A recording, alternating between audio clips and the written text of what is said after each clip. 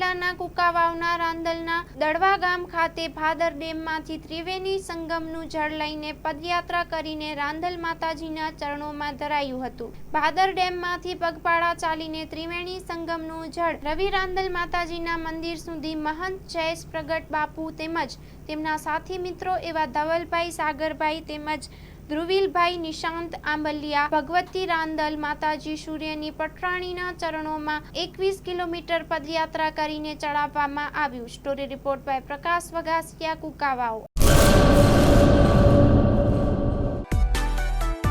માં motor driving, safe and sure driving.